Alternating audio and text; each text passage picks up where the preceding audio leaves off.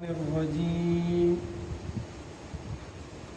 بسم الله الرحمن الرحيم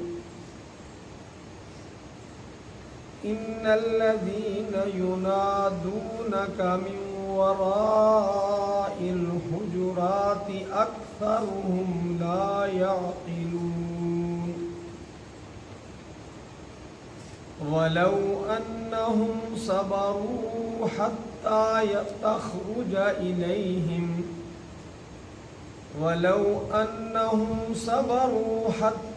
تخرج إليهم لكان خيرا لهم والله غفور رحيم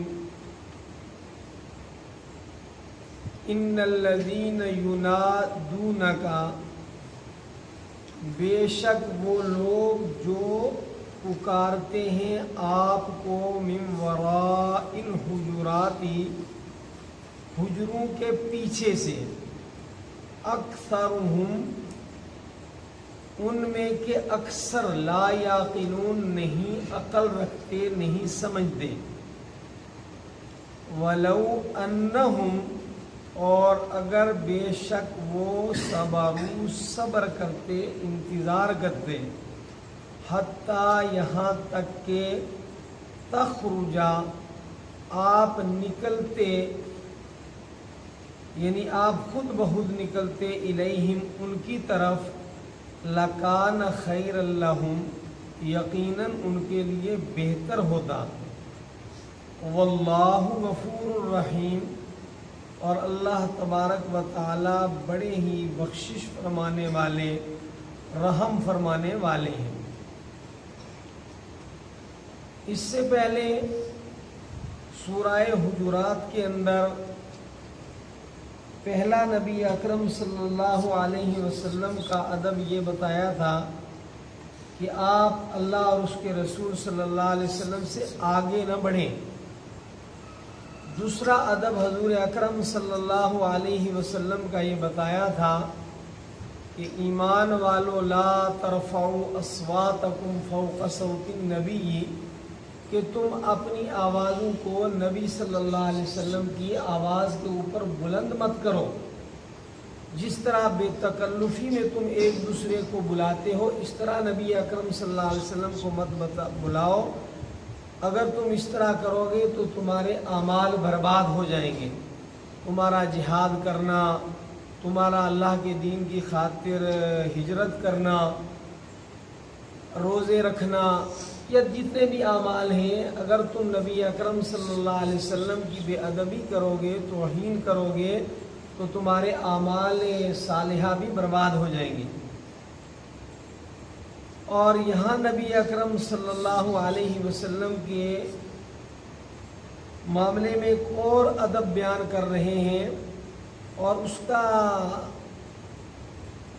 شان ورود و نزول یہ ہے کہ بنی تمیم ایک قبیلہ ہے، بنی تمیم قبیلہ کے 70 یا 80 افراد نبی اکرم صلی اللہ علیہ وسلم کی خدمت میں ملاقات کے لیے دوپہر کے وقت میں حاضر ہوئے۔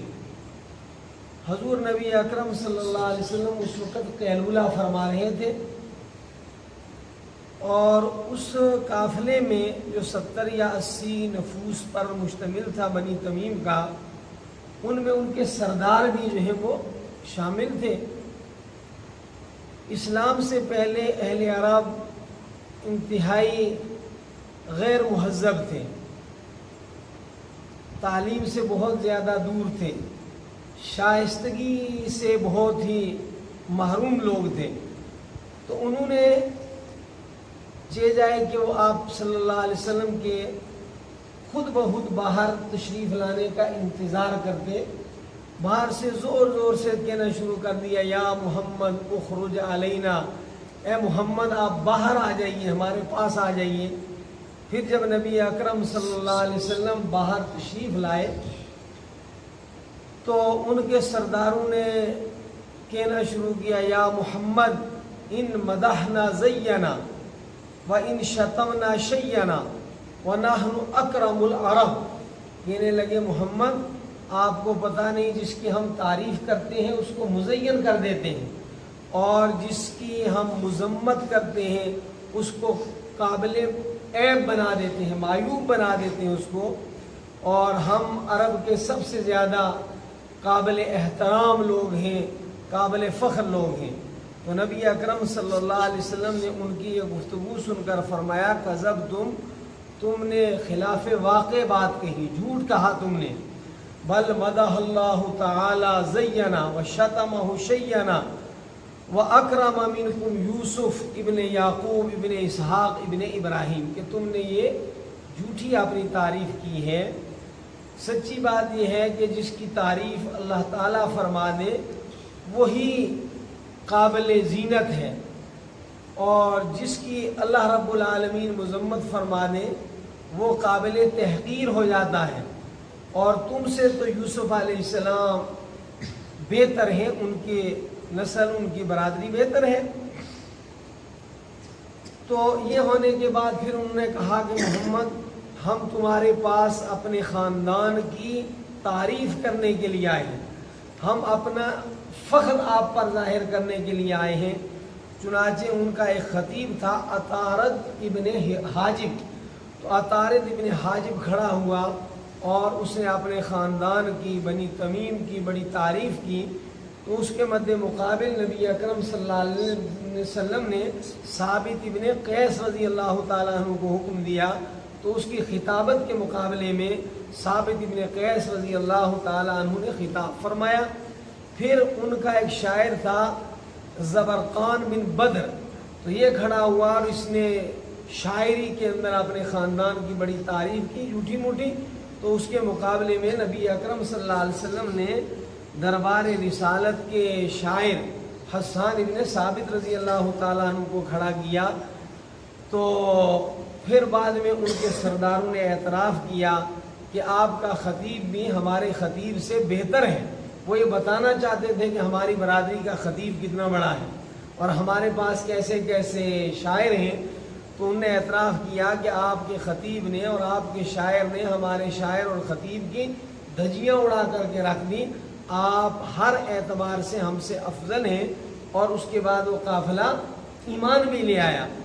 تو اس آیت مبارکہ کے اندر امت کو نبی اکرم صلی اللہ علیہ وسلم کا یہ ادب بتایا گیا کہ جب آپ صلی اللہ علیہ وسلم سے آپ کو ملاقات کرنی ہو تو ادب نبوی یہ ہے کہ آپ کھڑے رہیں، خود بخود نبی اکرم صلی اللہ علیہ وسلم جب باہر تشریف لائیں تب آپ ان کے ساتھ جو ہے وہ بات کریں۔ اسی طرح انہوں نے جا کر ایک تو آواز بلند کی، پہلے درس میں آپ پڑھ چکے کہ نبی صلی اللہ علیہ وسلم کے سامنے آواز کو بلند کرنا یہ غلط ہے۔ علماء کرام تو اب بھی یہ فرماتے ہیں کہ حضور اکرم صلی اللہ علیہ وسلم کے روضہ مبارکہ منورہ مطہرہ پر جب حاضری کا موقع ہو تو پست آواز کے ساتھ جو ہے وہ صلاۃ و سلام پیش کیا جائے۔ بلند آواز کرنا حد سے گزری ہوئی یہ نبی صلی اللہ علیہ وسلم کے ادب کے خلاف ہے۔ اسی سے استنباط کرتے ہوئے علماء کرام نے اور دیگر روایات بھی ہیں کہ مساجد کے اندر آوازیں بلند نہ کی۔ اور اسی طرح یہ فرمایا کہ چونکہ علماء انبیاء کرام علیہم السلام کے وارث ہیں، اس کے اوپر نبی صلی اللہ علیہ وسلم کی حدیث ہے، تو علماء کے سامنے بھی آوازیں پست رکھی جائیں، آوازیں بلند نہ کی جائیں۔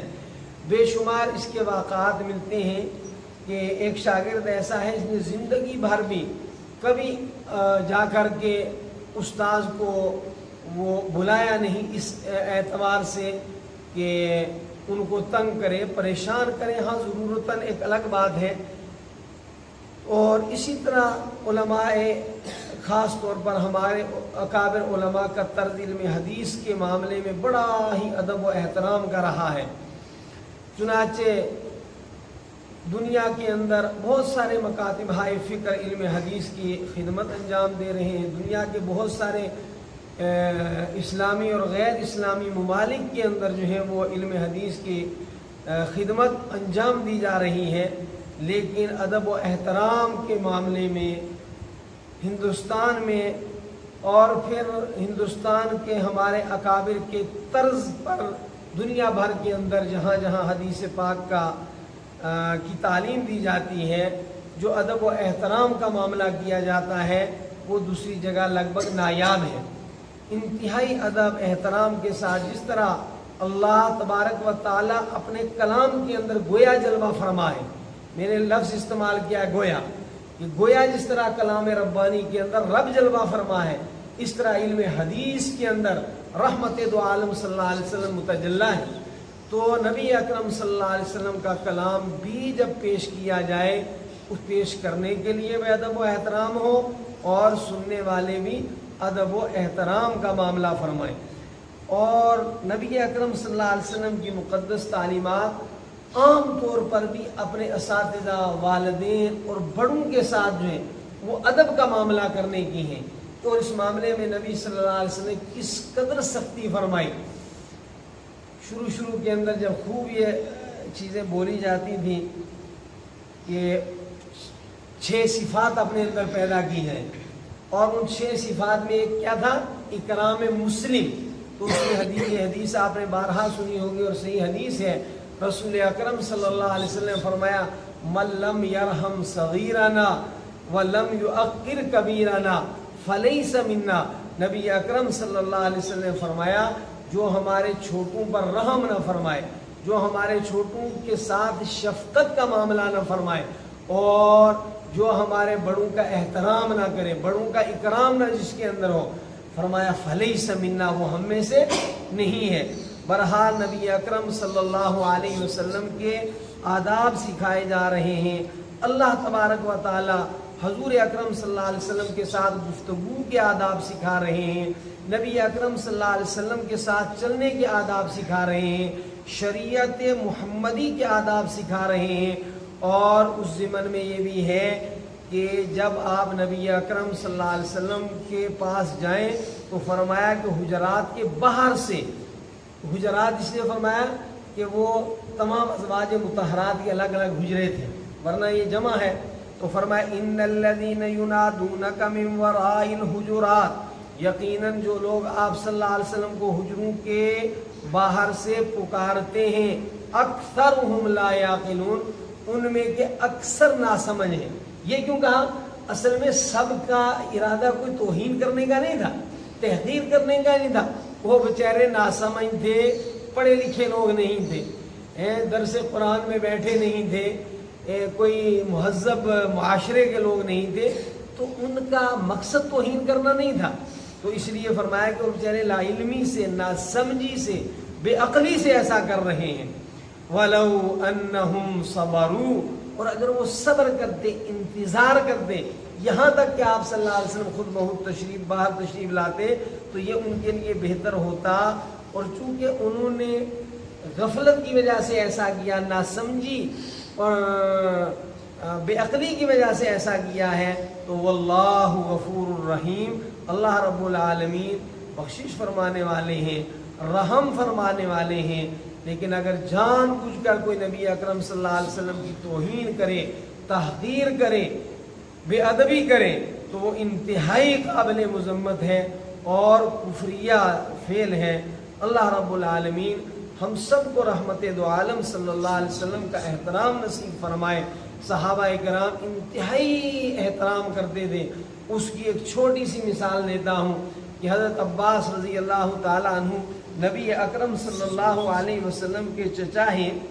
تو ایک مرتبہ کسی نے پوچھا، بعض اوقات ہوتا ہے نا کہ چچا بھی بھتیجے سے چھوٹا بھی ہوتا ہے، کبھی ہم عمر بھی ہوتے ہیں، آپ دیکھتے ہیں سماج میں۔ تو کسی نے حضرت عباس رضی اللہ تعالیٰ عنہ سے فرمایا کیا آپ نبی اکرم صلی اللہ علیہ وسلم سے بڑے ہیں؟ تو مقصد بھی اس کا یہ پوچھنا تھا کہ کیا آپ عمر میں بڑے ہیں؟ تو فوراً حضرت عباس رضی اللہ تعالیٰ عنہ نے فرمایا نہیں، بڑے تو نبی اکرم صلی اللہ علیہ وسلم ہیں، ہاں میری پیدائش نبی صلی اللہ علیہ وسلم سے پہلے ہوئی ہے۔ یعنی کتنا احترام تھا کہ ذرا برابر بھی با خدا دیوانہ باش، با محمد ہوشیار۔ تو آپ جو ہے وہ نبی اکرم صلی اللہ علیہ وسلم کے معاملے میں انتہائی محتاط رہیں، کوئی بھی لغو جملہ بے ادبی کا جس سے دور دور بھی اندیشہ ہو، یہ بڑا ہی نامناسب ہے۔ اللہ تبارک و تعالی ہمیں باادب بنائے، اللہ تعالی گستاخی سے، بے ادبی سے حفاظت فرمائے۔ باادب ہونا یہ بات نصیب ہونے کی علامت ہے، اور بے ادب گستاخ ہونا وہ کسی کا بھی ہو، بہرحال یہ بڑی خیر سے محرومی کی بات ہے۔ اللہ تعالیٰ اس سے ہماری حفاظت فرمائے۔